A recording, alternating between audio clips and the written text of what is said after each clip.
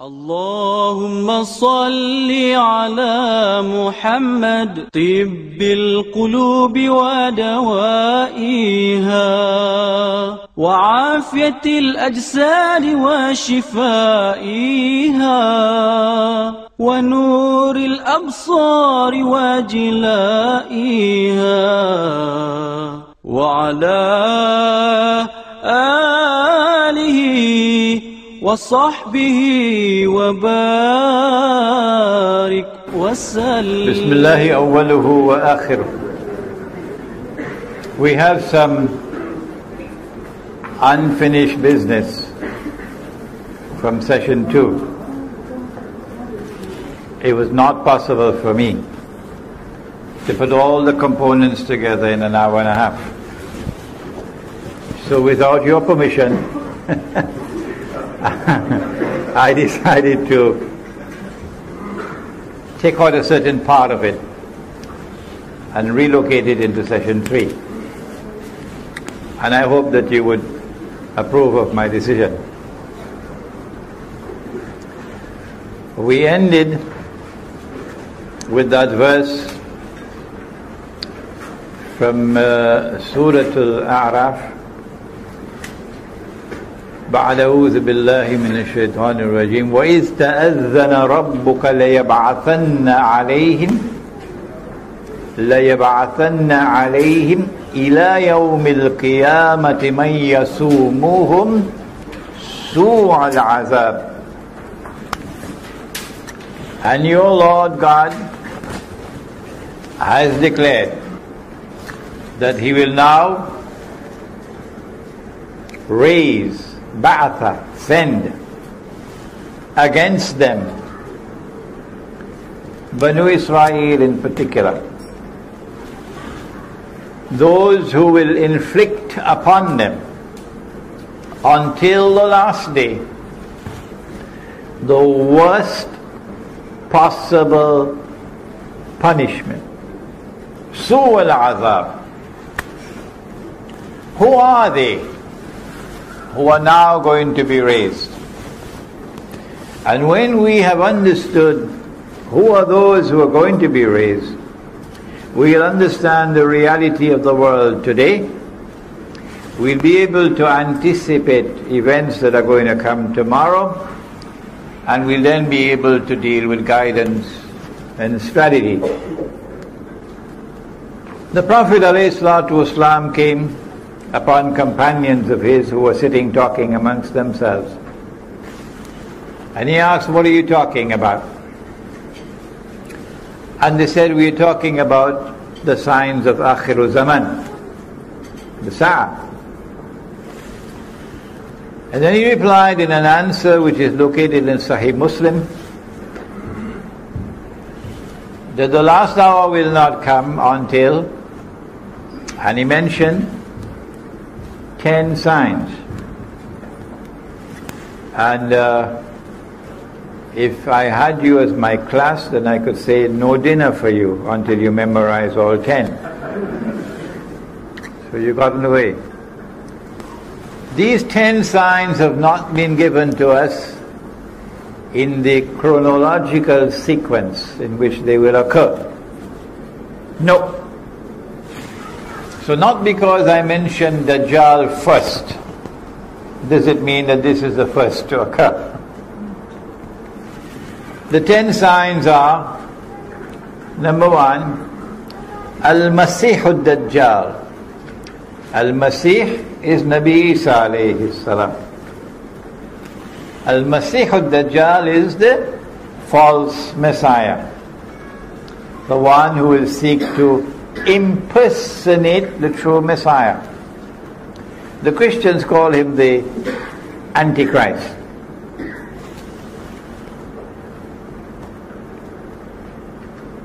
Number 2, Gog and Magog, or Yajuj and Majuj. Number 3, which is the sign of all signs, the mother of all signs. Number 3, the return of the Son of Mary. Number 4, dukhan, or smoke. Number 5, dabbatul ard, beast or a creature of the ard. Ard means the material universe. Ard means the earth. Ard means the land. Al-Ardul Muqaddasa, the Holy Land. So Dabbatul Ard could be a beast or a creature of the material universe, a beast or a creature of the earth, a beast or a creature confined to the Holy Land, located or tied with the Holy Land. You make your choice. But when the Quran speaks about the beast, it says, and again we have another problem here with punctuation. The punctuation did not come with Jibreel alayhi salam. So in nearly every single copy of the Quran that you put your hands on, you see tukallimuhum, tukallimuhum, that the beast will speak to them. Whereas if we change the i'rab, it becomes taklimuhum, will wound them. A beast will wound people. The context is clearly in favor of the second reading rather than the first. Number 6, that the sun would rise from the west.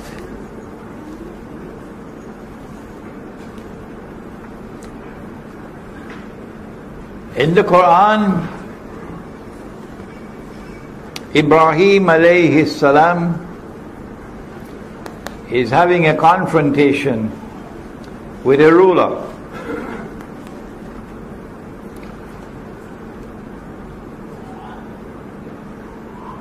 And the ruler says, "Why should I worship your Lord?" And Ibrahim alayhi salam says, "My Lord gives life and takes life." So the ruler said, "But so do I. So do I." Meaning, I can give the order and your life will be taken. And I can spare you. So I can give life and I can take life. To which Ibrahim alayhi salam responded and he said, "Well, my Lord causes the sun to rise from the east. Why don't you cause it to rise from the west?" My Lord causes the sun to rise from the east. If you are truthful, why don't you cause it to rise from the west? So the true sunrise is a sunrise from the east, and a false sunrise would be a sunrise from the west. But Allah also says in the Quran, "La tabdila li khalqillah," that there is no change in Allah's creation. And so we get the scientific principle of the uniformity of nature. Hadith says that the sun will rise from the west. And now we are inundated. The emails keep coming regularly about some gravitational change in the polar structure of the world, and scientific terms Imran Hussein doesn't understand. And they've been coming after me, struggling and struggling and struggling. I don't know who is paying them to do it, to convince me that the sun is actually going to rise from the west, literally. And that's what the hadith says, it's going to rise from the west, literally. And my response is, if that's your belief, well, so be it. I'm afraid I don't agree with you. Would you kindly allow me to hold on to the Quran? The Quran tells me, and my eyes also tell me, that the sun rises from the east. And the Quran tells me that Allah's creation does not change. No. Except that there will come a day when this entire material universe is going to be subjected to something called tabdeel. And it will be transformed into something which will be غَيْرَ الْأَرْضِ وَالسَّمَوَاتِ. So I'm not talking about that event, when the earth is going to pitch out of its bosom all of its burdens, and the earth is going to speak on that day. We're talking about previous to that event. The sun is going to rise from the east in accordance with the Quran, not from the west.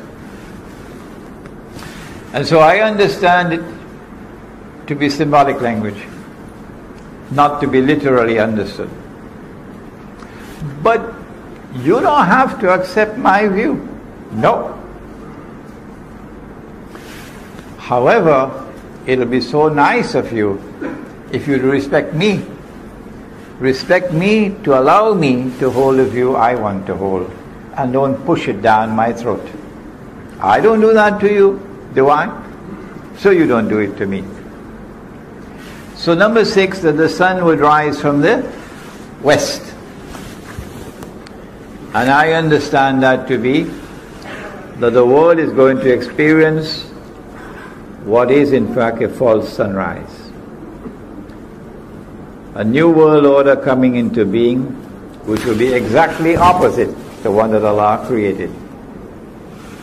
Exactly opposite in everything to what Allah has ordained.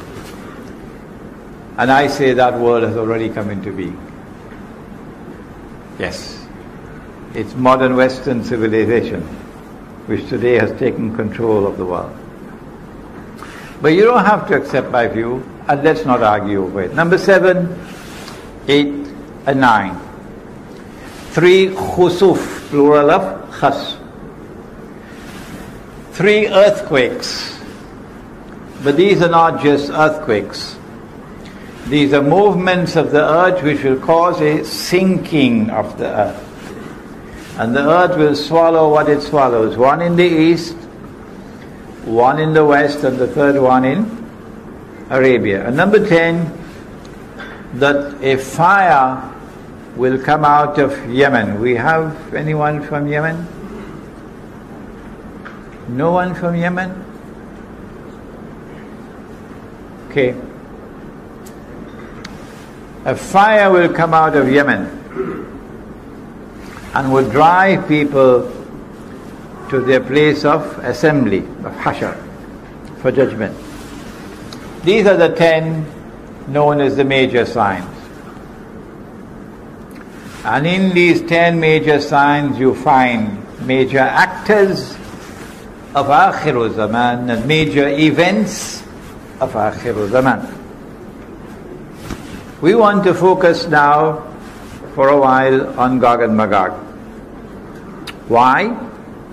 وَحَرَامٌ عَلَى قَرْيَةٍ أَهْلَكْنَاهَا أَنَّهُمْ لَا يَرْجِعُونَ حَتَّى إِذَا فُتِحَتْ يَأْجُوجُ وَمَأْجُوجُ وَهُمْ مِنْ كُلِّ حَدَبٍ يَنْسِلُونَ Surah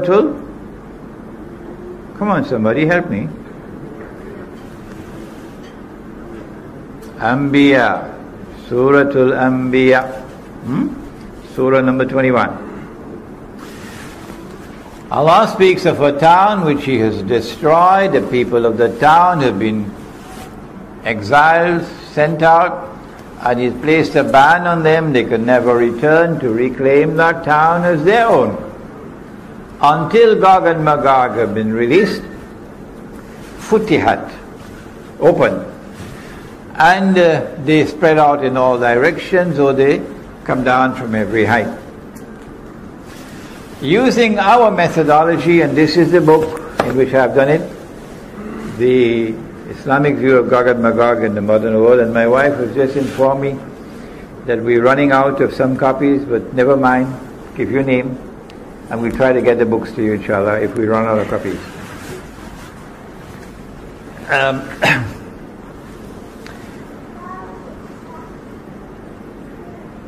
When Gog and Magog are released, and they descend from every height, or they spread out in all directions, then you'll find these people returning to this town to reclaim it as their own.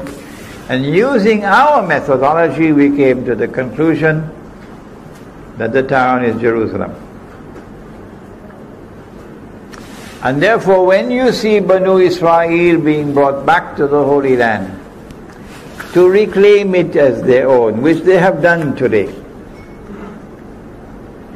then there must be an explanation for that. And this is our explanation. The Quran says about itself in Surah An-Nahl, Surah number 16, it says, بَعْدَ أَعُوذُ بِاللَّهِ مِنَ الشَّيْطَانِ الرَّجِيمِ وَنَزَّلْنَا عَلَيْكَ الْكِتَابَ تِبْيَانًا لِكُلِّ شَيْءٍ وَهُدًى وَرَحْمَةً وَبُشْرَى لِلْمُسْلِمِينَ. And we have sent down this book, the Quran,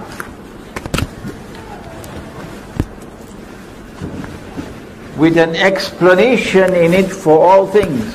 تِبْيَانًا لِكُلِّ شَيْءٍ. This is a book which explains all things. It doesn't tell you how to fry fish, because you don't need that guidance from Allah.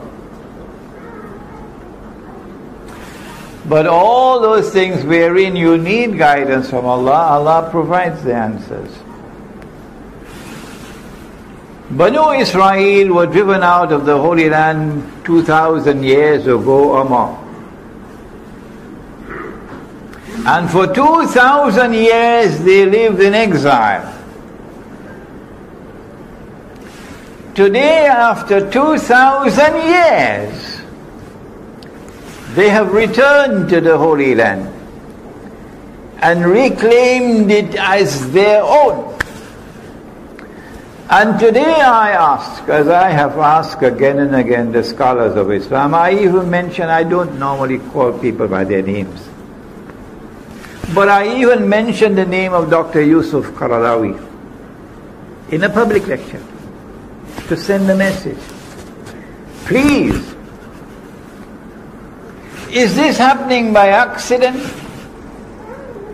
Is it by accident that they have returned to the Holy Land after 2,000 years to reclaim the Holy Land as their own? Is it by accident that they have restored a state of Israel in the Holy Land? Are these things happening by accident? Or is there an explanation? And if there is an explanation, tell us what it is. But they won't answer me. They won't answer me. The scholars of Islam will not answer me. No. I say there is an explanation. And the explanation is in the Quran. The town is Jerusalem. And so when you see Banu Israel being brought back to the Holy Land, it is these two ayat of Surah Al-Anbiya which explain that it is Gog and Magog who have brought them back. And so Gog and Magog control power in the world. This is my explanation that I have found in the Quran. What is yours? No matter what I do, no matter how softly I speak, no matter how loudly I shout, they will not answer me. This is the world of Islamic scholarship today. It's a pity they will not answer me. But time is running out for them. Events are unfolding. And so now we turn to the study of Gog and Magog. And we don't have time today to do an exhaustive study, but we turn to Surah Al-Kahf of the Quran. وَيَسْأَلُونَكَ عَنْ ذِي الْقَرْنَيْنِ قُلْ سَأَتْلُو عَلَيْكُمْ مِنْهُ ذِكْرًا. The rabbis were in Medina, and the Quraysh sent a delegation to find out from them, how can we tell whether this man, Nabi Muhammad ﷺ, is indeed a prophet? The rabbis had asked him 3 questions, which only a prophet can answer. And Allah subhanahu wa ta'ala is sending the answers to the 3 questions. One of the questions was, ask him about the great traveler. Ask him about the great traveler who traveled to the 2 ends of the world. The second question was, ask him about the ruh. The third question, ask him about the young man of old who had a strange story in a cave. In answering the questions, Allah subhanahu wa ta'ala repeats the question and then gives the answer. And so you see how it begins. وَيَسْأَلُونَكَ عَنْ ذِي الْقَرْنَيْنِ. Question 2, وَيَسْأَلُونَكَ عَنِ الرُّوحِ. And they question thee about the ruh, the soul. But question 3, no repetition of the question. وَيَسْأَلُونَكَ عَنْ. No. Why not? Everything that happens in the Quran happens for a particular purpose. And for those who are observant and who think and ponder, there are lessons to be learned. So with question 1, ask him about the great traveler who traveled to the 2 ends of the earth. And we are told that this traveler is called Zulqarnain, the one who possesses 2 qarns. And qarn can mean a horn, so qarnain will be 2 horns. And qarn could also be an age or an epoch, a time. So qarnain will be 2 ages. So this is a man who is either of 2 horns or impacts upon 2 ages. قُلْ سَأَتْلُ عَلَيْكُم مِّنْهُ ذِكْرًا. I am going to tell you something about him which must be remembered. إِنَّا مَكَّنَّا لَهُ فِي الْأَرْضِ وَآتَيْنَاهُ مِنْ كُلِّ شَيْءٍ سَبَبًا. Behold, we established him on earth securely, with the power and with the means, with the capacity and the knowledge and the right means to achieve anything that he might set out to achieve. And so surely a superpower, not an ordinary power, a superpower. فَأَتْبَعَ سَبَبًا. And so he chose the right means now to do what he wanted to do.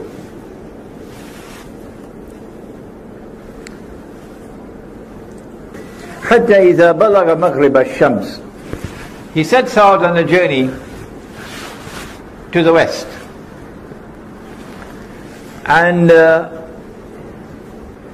he reaches a place where the sun is setting, and there he found it setting in a body of water that was hamiyah, dark, murky, so visibility in that water will be very shallow.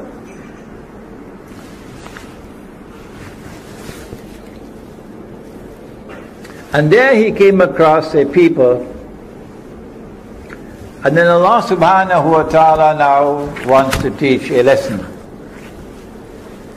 Zulqarnain possesses power to do whatever he wants to do.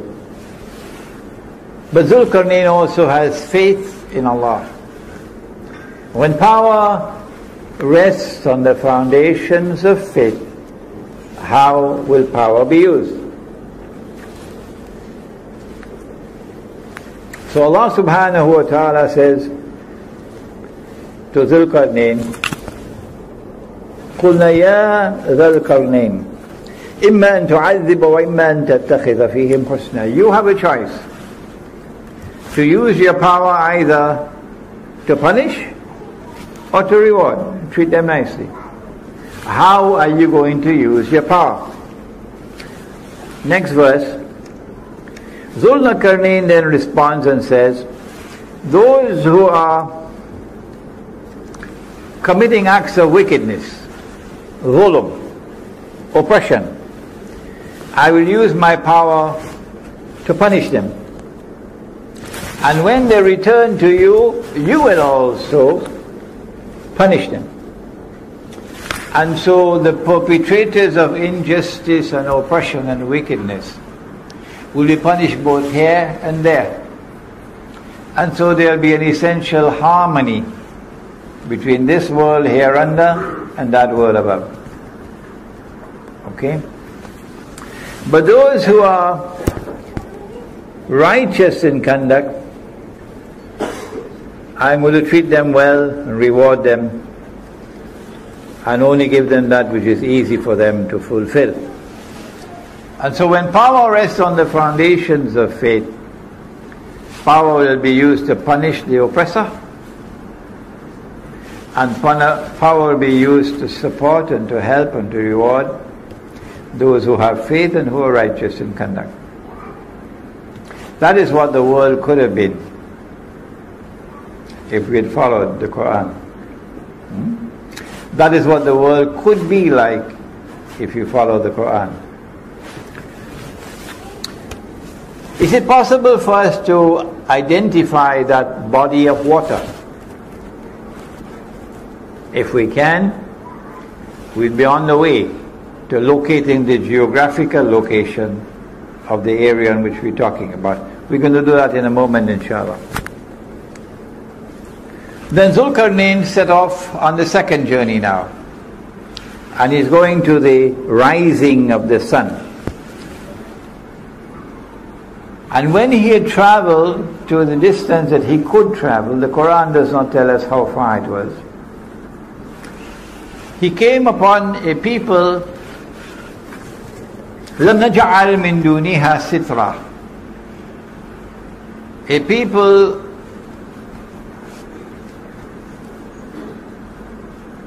sometimes the Quran is agonizingly short in expression. Agonizingly. Only 4 or 5 words. That's all that you have. لَمْ نَجْعَلْ لَهُمْ مِن دُونِهَا سِتْرًا.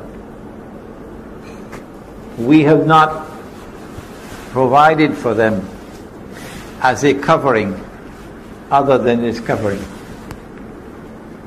Covering from what? Who are they?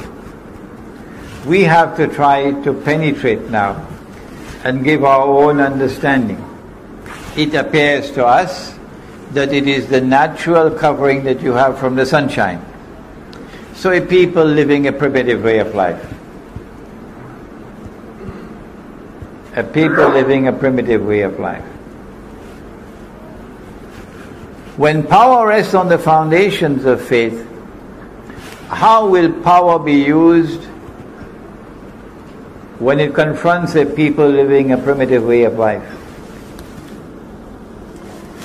Will they also have human rights, primitive peoples? Or do they have less than rights that others have? Suppose you have a whole basin of oil underneath there, and this oil company has located and discovered this huge basin of oil, billions of barrels of oil underneath there. But above, it's the primitive people living this primitive way of life. Which takes priority? The rights of exploitation of the oil, or the rights of the people to live undisturbed? The false sunrise says the oil is more important. So take the people and ship them to Siberia. People are not important.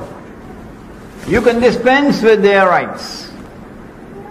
Power is used to exploit the resources of the earth for our benefit, but not Zulkarnain. كذلك. Even it's only one word. That's all. One word. كذلك. وقد أحطنا بما لديه خبرا. Allah uses one word to respond. كذلك. وقد أحطنا بما لديه خبرا. And Zulkarnain, we understood. Allah understood why he acted in the way that he did. He left them as they were, undisturbed, indicating that the human rights of even the most primitive of all people take precedence over Aramco. The human rights of even the most primitive of all people. And he left them as they were. And then he went on to the third journey, which is verse number 92. They had asked of only 2 journeys to the 2 ends of the earth. But Allah knew that they wanted to know whether Nabi Muhammad ﷺ knew about the 3rd journey. That's why they only asked about 2. And Allah is now giving a 3rd answer. Having given the 1st and the 2nd, He now goes to the actual target of the question, which is the 3rd journey. And it is on the 3rd journey that you come to one of the major signs of Akhiru Zaman, which was the target of the question. They wanted to know whether Nabi Muhammad ﷺ knew about Gog and Magog. And so now he travels in the 3rd direction. إِذَا بَلَغَ بَيْنَ السَّدَّيْنِ. He comes to a place between a pass between 2 mountain ranges. On this side are mountains, on this side are mountains. And in between there is a pass. Can we locate geographically where we're talking about? Is it possible? A pass between 2 mountain ranges. And there he came across a people, لَا يَكَادُونَ يَفْقَهُونَ قَوْلًا. He came across a people whose language he could not understand. Because their language was unique. Their language had no connections with other language in that region.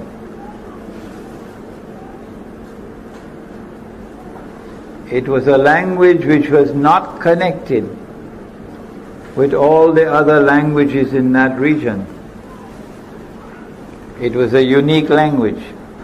We're getting clues along the way, important clues for locating. When they had learned to communicate with each other, then these people spoke to Zulkarnain and said to him, Ya Zulkarnain, O Zulkarnain, Inna Yaajuj wa Maajuj mufsiduna fil ard. Gog and Magog are committing acts of fasad in our territory. There are many sins that we can commit, but only some of them are called crimes. A sin you punished up there, but a crime you punish here as well. And amongst the crimes, amongst the criminal acts that we can commit, there are gradations of punishment. Like if you steal, cut off your hand. But the punishment that is severest of all is the punishment for fasad. It is not only that which corrupts but also destroys. So societies can collapse. Societies can be destroyed because of fasad, not just individuals or families. And fasad comes in many different forms. For example, Sodom and Gomorrah and their homosexuality. That's fasad. The corruption of agriculture. That's fasad. Many different kinds of fasad described in the Quran. And a good student will want to do some research and write a paper on fasad in the Quran. So Gog and Magog have PhDs in fasad. And so the punishment is the most terrible of all. At the lowest level of punishment is banishment. But at the highest level of punishment, it is cut off the hands and feet on opposite sides and crucify them until death. That's the worst punishment in the Quran. And this is what Gog and Magog do. But in the hadith, Allah speaks about Gog and Magog and He says, I have created creatures of mind so powerful, Sahih Muslim, that none but I can destroy them. So they have almost an indestructible power. And they use their power exactly opposite to Zulqarnain. He uses his power to punish the oppressor. But they use their power to oppress. He uses his power to reward those who are righteous in conduct and treat them nicely. They use their power to wage war on the believers. He uses his power in such a way that shows respect for human rights. Even the human rights of the Aborigines of Australia, the human rights of the American Indian tribes who loved the earth and respected the sky and the rivers and the sea and the trees and the birds far more than the American people would ever do. How do you treat these people? He respected their human rights and left them as they were, but not Gog and Magog. Today the American Indians and the Canadian Indians are in prison, and they're drinking alcohol, and they're wearing blue jeans and eating McDonald's hamburgers. That's where they are today, from what they were before. Oh Zulqarnain, can you help us? You have the power. Can you build a barrier to protect us from these people? He should have said, I don't need to build any barrier. I'll move in there and I'll beat them up. And they won't touch you anymore. Huh? Like if a Muslim woman is walking on the street of Brooklyn, nobody dares to molest her. Oh no, not a Muslim woman. Not in Brooklyn, not in Harlem, not in the Bronx. Because you make the mistake of molesting a Muslim woman, all the men will be on you like tigers. And they'll teach you a lesson you'll never forget. So I don't need to build any barrier, I'll go and teach them a lesson they'll never forget. But no, he didn't say that. They said, we're prepared to pay you. He said, I don't need your money. What Allah has given to me is more valuable. He recognized that even though he had this power, his power was not enough to be able to go and teach them a lesson. So he agreed to build a barrier, recognizing that their power was so great that even he could not defeat them. What I need from you is your labor. Help me with your manpower. And I'm going to build a barrier between you. Now number 96, verse number 96. Bring me blocks of iron. And so that has to be a geographical location where there's iron ore. It has to be a geographical location where there are mountain ranges and a pass between the mountain ranges. It has to be a geographical location where on the left you have a body of water which is so dark and murky that visibility is very shallow. Okay? And it has to be an area where there are large deposits of iron ore. Bring me blocks of iron.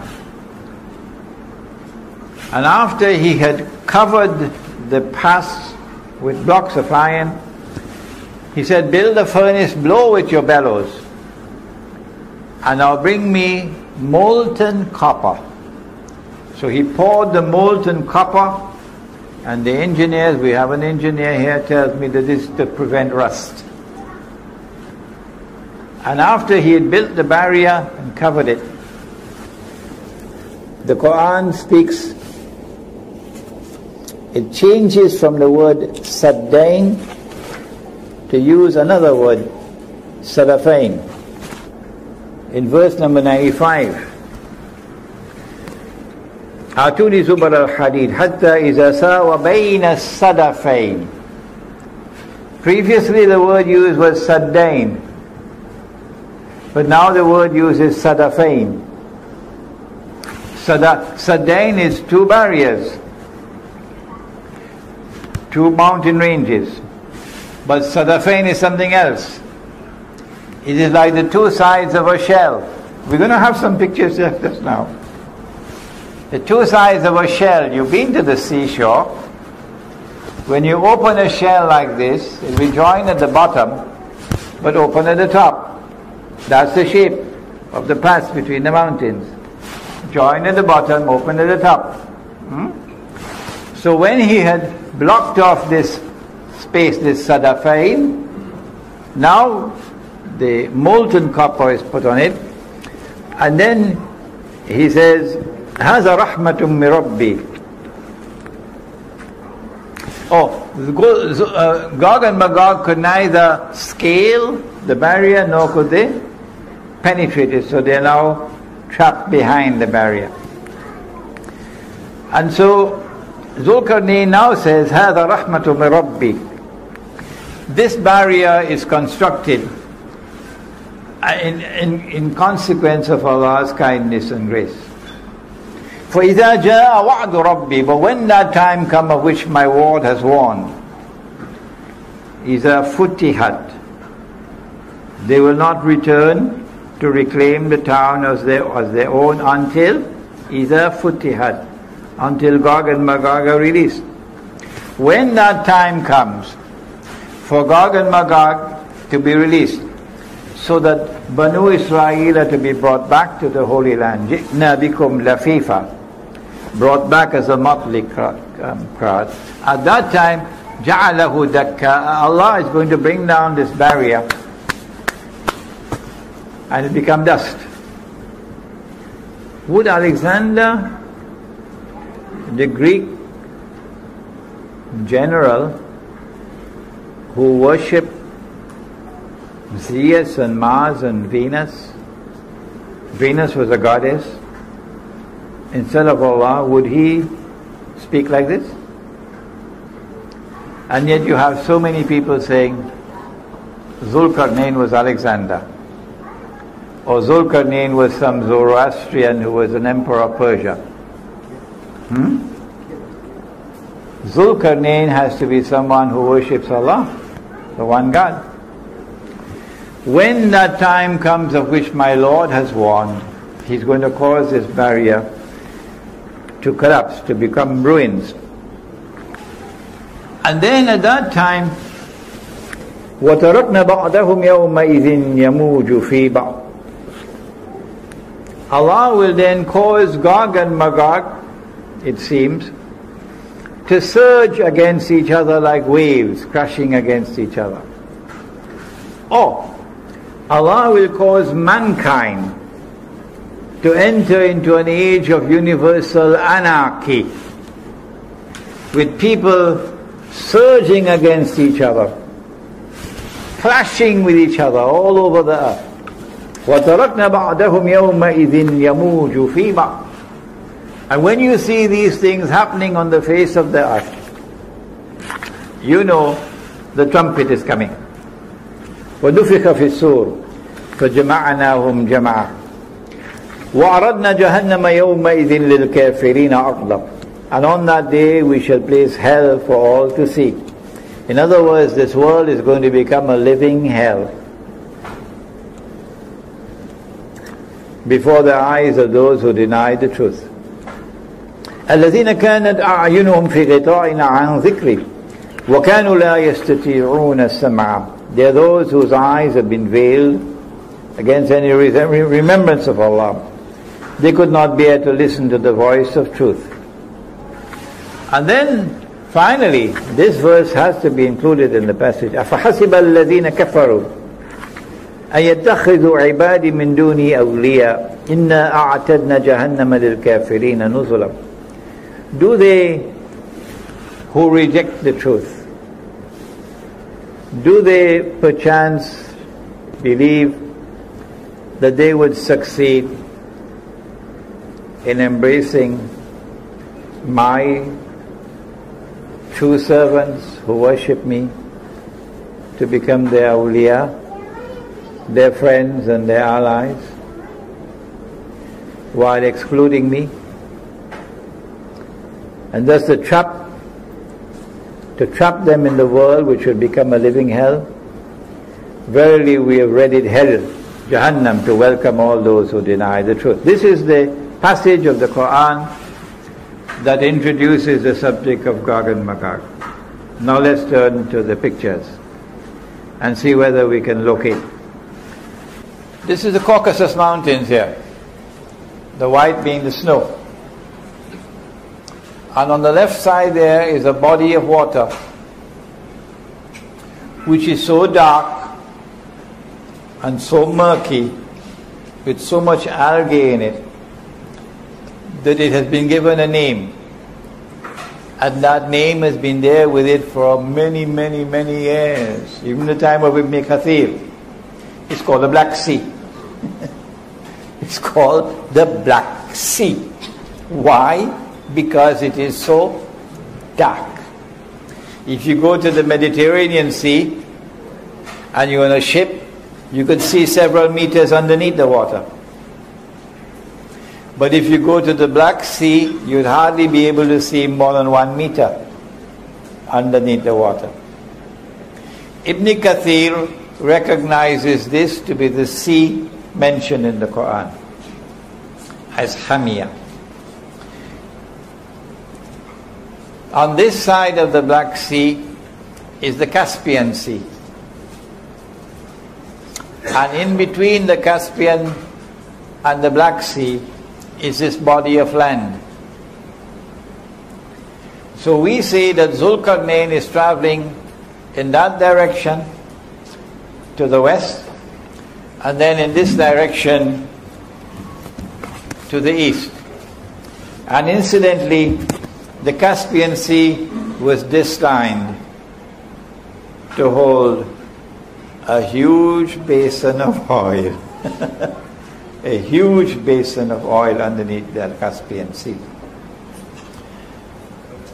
The Caucasus Mountains are an unbroken range of mountains from that end to this end. But in between the Caucasus Mountains there is one pass, only one, in between. It's called the Dariel Gorge. Let's see if we have photographs of that. Here we are, the Caspian Sea, you can see it here. The Black Sea out there, that's Turkey. This is Syria, this is Iraq, this is Iran. And further south is the Holy Land. Next.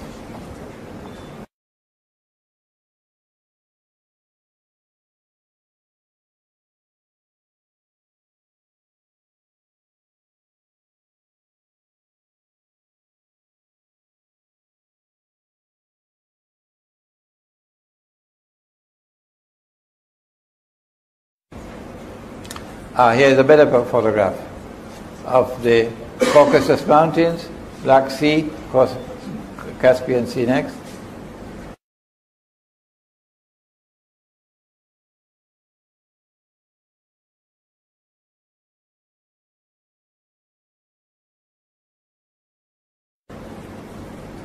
the Black Sea. You could see how black it is. And I have this photograph in my book, Gog and Magog. The Russian fleet, nuclear-powered Russian fleet, is over here.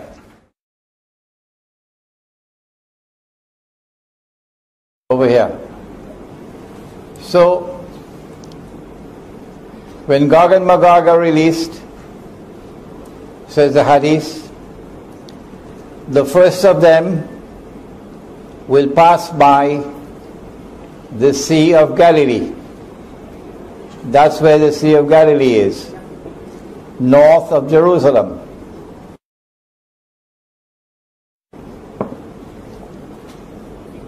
The Sea of Galilee is north of Jerusalem. And Gog and Magog are heading for Jerusalem. The word Jerusalem does not occur in the Hadith. It's the word Baitul Maqdis. So Gog and Magog are going to come down. The word Baitul Maqdis is actually there in the Hadith. Gog and Magog are going to come down to Baitul Maqdis. And in the process of going to Baitul Maqdis, they're going to pass by the Sea of Galilee. So they're coming from the north. They're coming from here. Alright? So Zulkarnain travels this way and then this way. And in between is the passage. See if you can find that. The passageway between. Here we are. There is the gorge, and there's one side, and there's the other side. And it's like an open shell. See, the Quran is describing this Sadafain. There they are again, the Sadafain. Go ahead. Oh, terrible. An open shell. No, this is better than the one I have in my book. The one in my book is really ugly. An open shell. So we see the two sides of the shell there. Alright? So previously the Quran had used the word Saddain, but now it uses the word Sadafain. The two sides of an open shell like that. Go ahead. Better. There you are. The two sides of an open shell. There you are, and that's the gorge in between. Go ahead.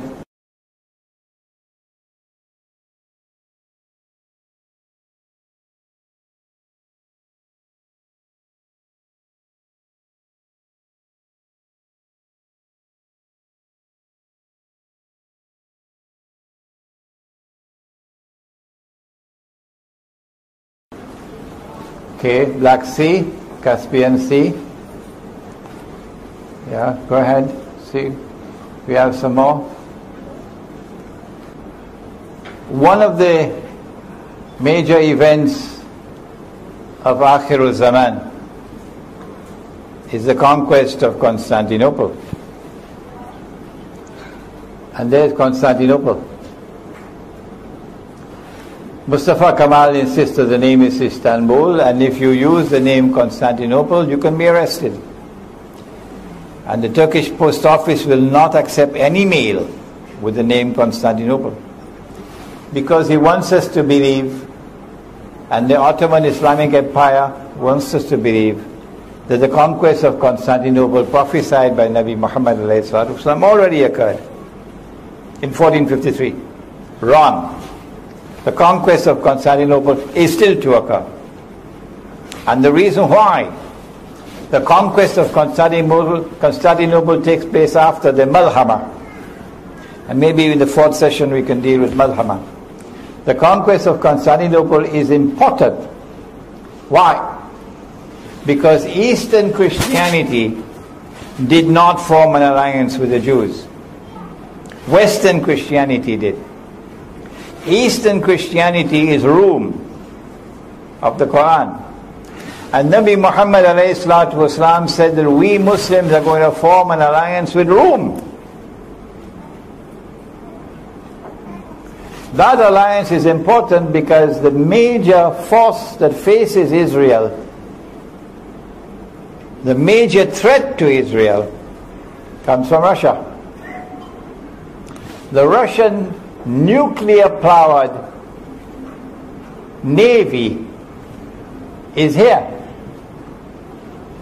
Russia's navy cannot use this area over here in the winter time because it's all snow and ice. So for the Russian navy to get into the Mediterranean, this is the path. And NATO controls Istanbul, Constantinople, on behalf of the Anglo-American Zionist Alliance. And before NATO, it was the Ottoman Empire that controlled this on behalf of Britain and France. And it was the Ottoman Empire which was waging holy war on Eastern Christianity, on behalf of Western Christianity. And so the conquest of Constantinople has to take place so that the Russian fleet can get out of the Black Sea and come here. So we have, I believe, established for you the geographical location of Gog and Magog. A people who are located behind the barrier. Behind the barrier, on that side of the Caucasus, were the Khazar, a tribe of people who converted and became Jews. Must have been on a Sunday morning. And some of them converted from Judaism and became Christians. Must have been on a Sunday evening. So you have Khazar who are Jews, and you have Khazar who are Christians. But they did not become Jews because of religious conviction. They became Jews as a matter of political convenience. So they don't particularly care for Torah and for the laws of diet and so on.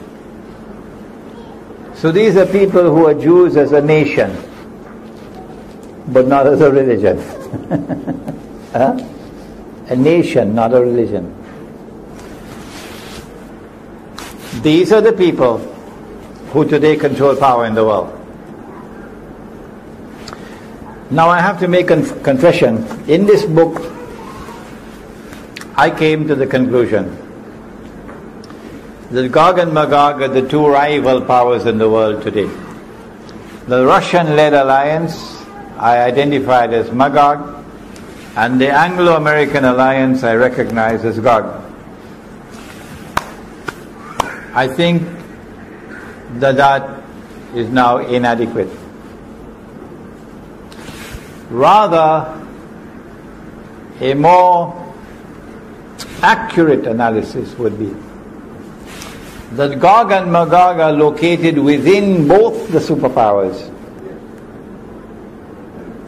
And Gog and Magog are taking both the superpowers to their destruction. Because when the two superpowers have already been used to serve Israel and to serve the Zionists, they don't need them anymore. And so when the two superpowers are taken on a ride until they clash with each other, with the nuclear war, there will be mutual destruction. They will be destroyed, but not Gog and Magog. That's where I made my mistake. Gog and Magog will not be destroyed by the Malhama. Gog and Magog will still survive the Malhama. And Gog and Magog are now going to use their power to ensure that Israel rules the world. And it is only when Nabi Isa alayhi salam returns, which is long after the Malhama, only then will Gog and Magog be destroyed. So when you read this book, I'm going to have to put in an extra paragraph or so now to give this additional explanation. Now, The Prophet ﷺ also spoke about Dajjal, that Allah had created a being and programmed that being to impersonate the true Messiah.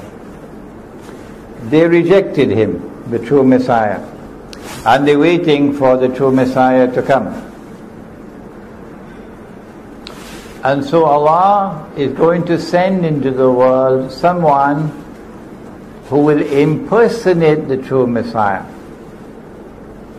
And he is Dajjal. He will appear as a human being. He will appear as a Jew, as a young man who will be powerfully built, and I used to say who would have curly hair.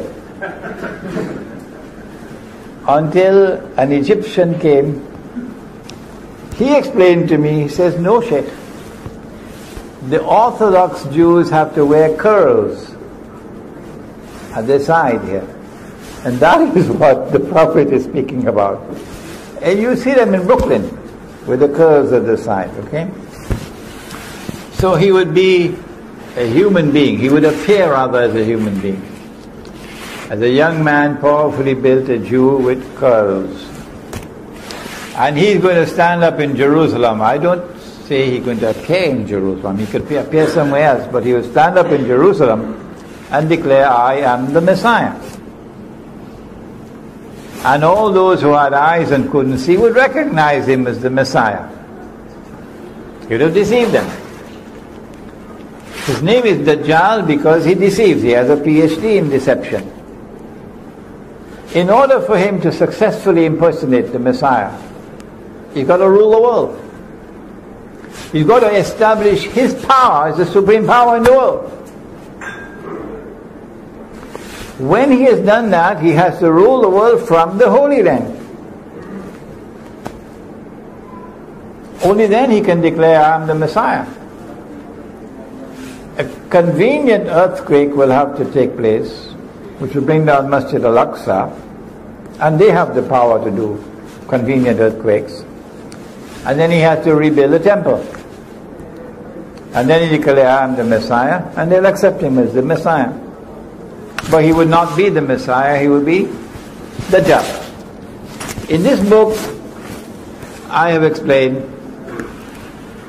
and this is not a hadith, it's a logical deduction. In order for him to successfully impersonate the Messiah, number one, he'll have to liberate the Holy Land, which is under control of Muslims. Liberate it for the Jews, that is. He's already done that. He's already done that. Number two, he'll have to bring the Jews back to the Holy Land to reclaim it as their own. He's already done that. Number three, he'll have to restore a state of Israel in the Holy Land and get them to believe that this is Holy Israel when it's an impostor. He's already done that. Number four, he'll have to cause that Israel to become the ruling state in the world.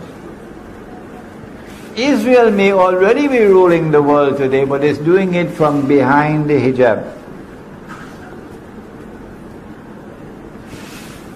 But in order for Israel to be recognized as the ruling state, the hijab has to be moved. Israel cannot rule the world while the United States is the ruling power.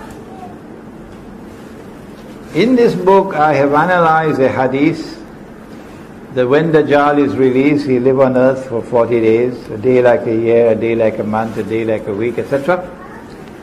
And I have come to the conclusion that in a day like a year, which was stage one,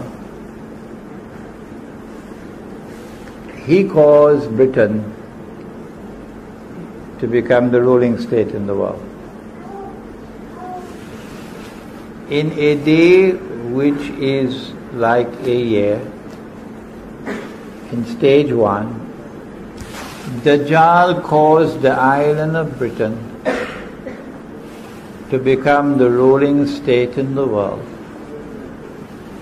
And so the world experienced Pax Britannica. I'm choosing my words very carefully, so you don't say to me that a day like a year began on such and such a day, and then start mathematical calculations for me. No, I don't want you to do that. So the world experienced Pax Britannica. If you have another explanation for the emergence of Pax Britannica, do please let me know. This is my explanation. And then a day like a month succeeded a day like a year, and Pax Britannica had to give way to Pax Americana. And the United States became the next ruling state in the world, with a mysterious relationship with the Holy Land and with Israel. And my explanation is that this is Dajjal in stage number 2. If you have a better explanation, I'd love to hear it. But there's such a profound silence from the world of Islamic scholarship, and such a profound and embarrassing silence from Islamic movements, many of which now form governments in the world. They don't want to hear the subject. It's too inconvenient for them. And such a profound and embarrassing silence from scholars who otherwise are recognized as great scholars. But if the Quran explains all things, what is the explanation for Pax Britannica? What is the explanation for Pax Americana? How is it that Imran Hussein, who is not an economist, who is not a monetary economist, no, who studied economics and studied monetary economics as part of his studies in international relations, that doesn't make you an expert. How is it that Imran Hussein 15 years ago or more was able to declare publicly and put it down in writing that the US dollar must collapse? I didn't say that the US dollar will collapse. I said more than that. I said the US dollar must collapse. The monetary system must collapse. And it must give way to another monetary system. 15 years ago I was talking about a new monetary system of cashless money. You can't see it, you can't touch it. Electronic money.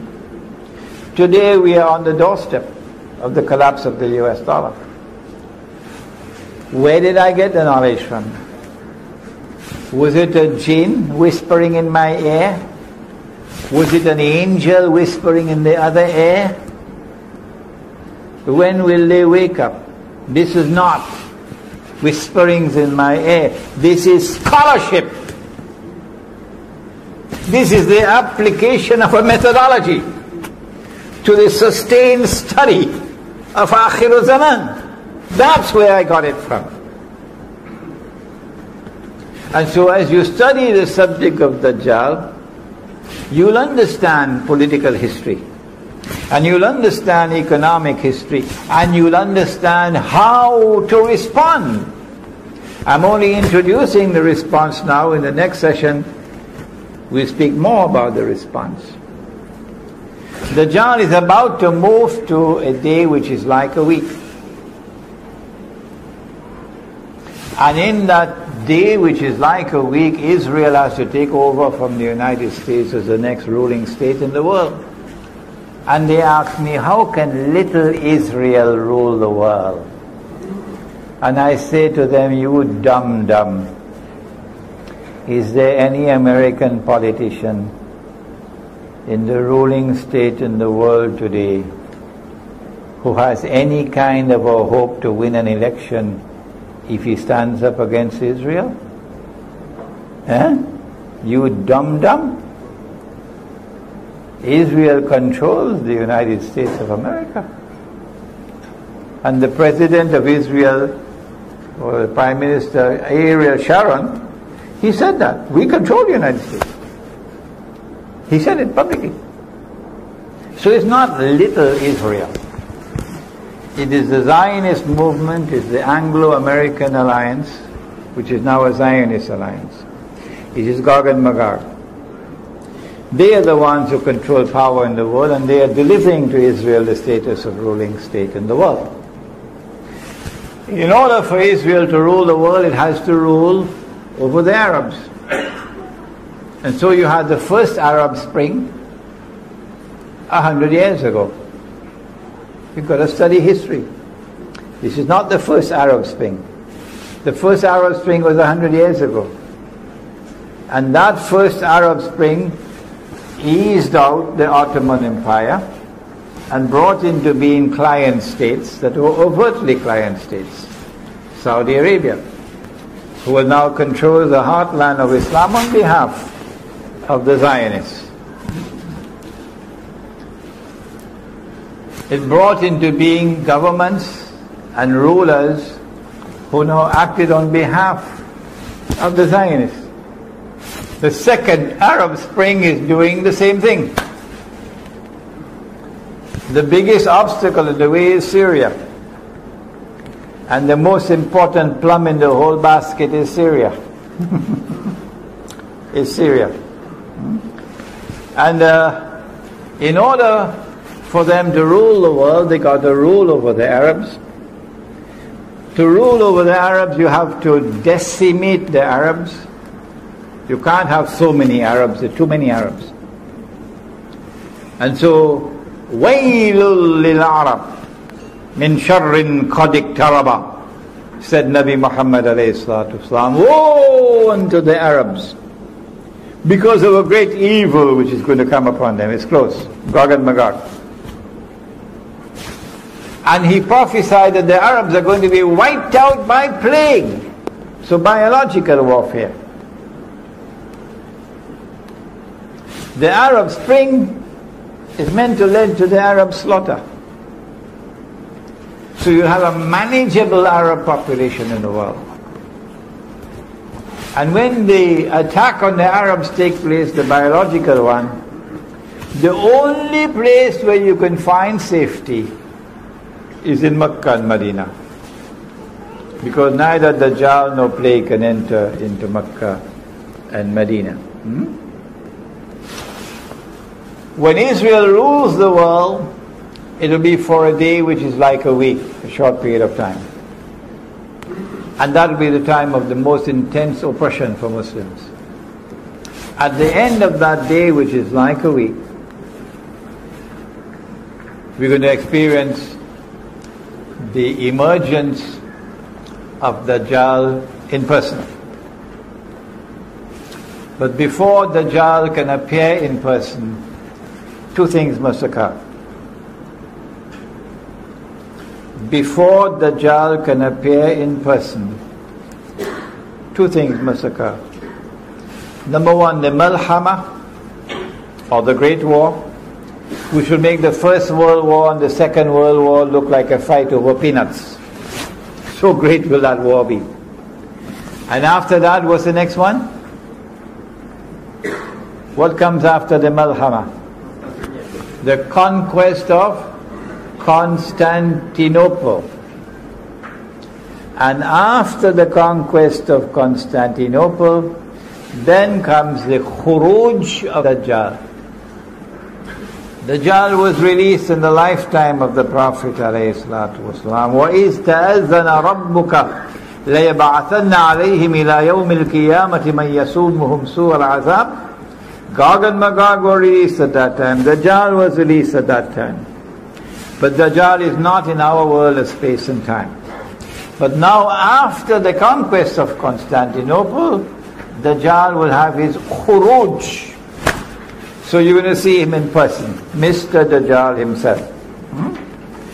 At that time, Medina will be attacked. Dajjal is going to land outside of Medina, in salty, marshy land outside of Medina. Meaning the Israeli armed forces are going to attack Medina. And at that time, Medina is going to shake 3 times. And every kafir and every munafiq will be thrown out. So they're going to be kuffar in Medina and munafiqun. And they're going to join Dajjal.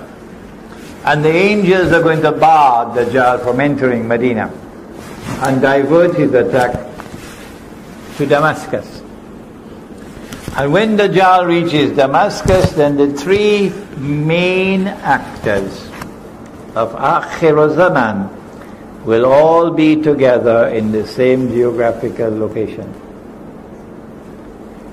Number one, Dajjal, followed by 70,000 Jews from Isfahan wearing their Persian shawls, as the hadith. Number two, someone whose name I have not mentioned so far, Imam al-Mahdi. But I do have several lectures on the topic, and we have them right here. Imam al-Mahdi. And he will be inside the masjid, and Dajjal will be outside. The time of Salat.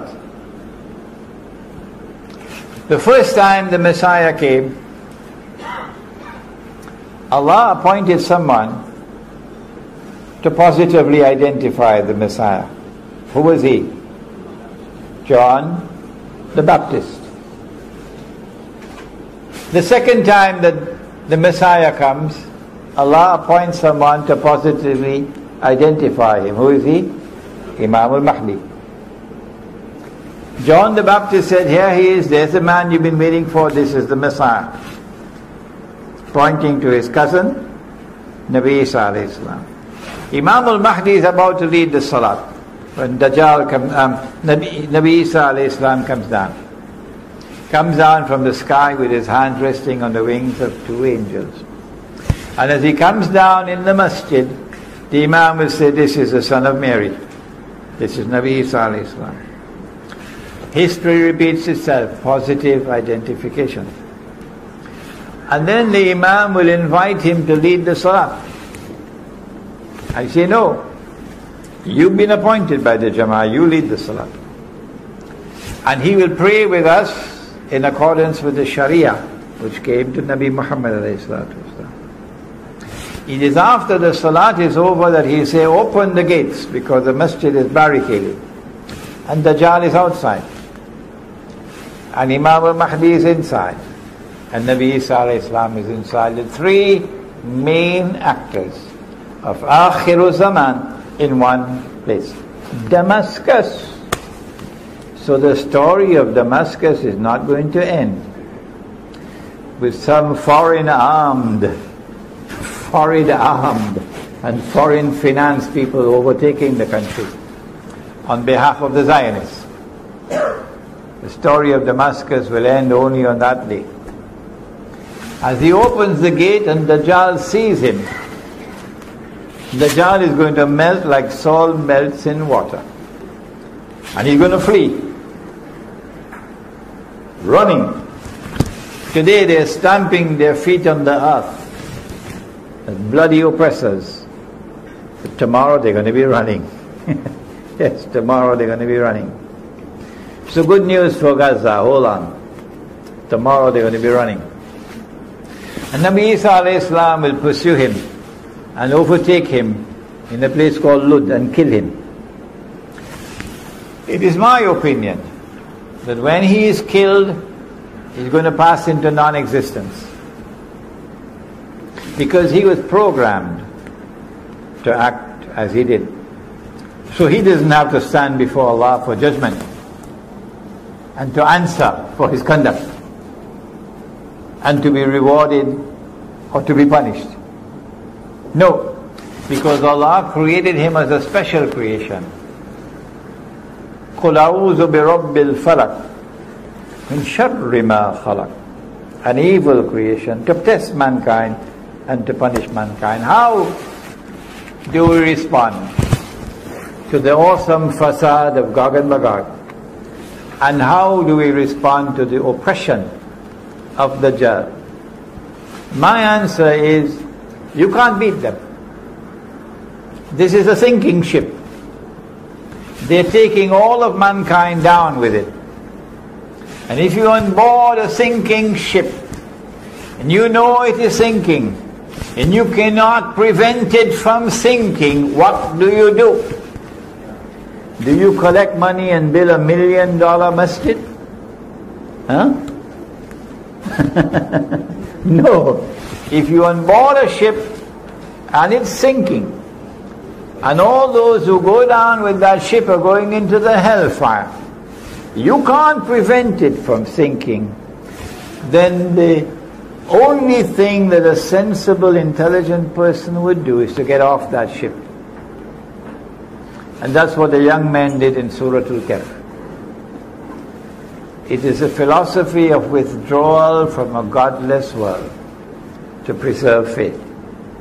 Let us end now with the hadith.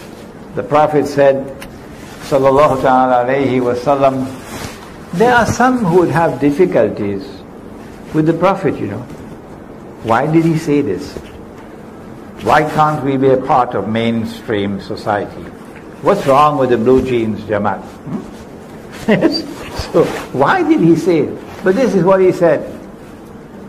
He said the time would come when a believer, in order to preserve faith, would have to flee to the mountainsides where rain falls and take with him some sheep and goats, which means withdrawal from the godless world to preserve faith.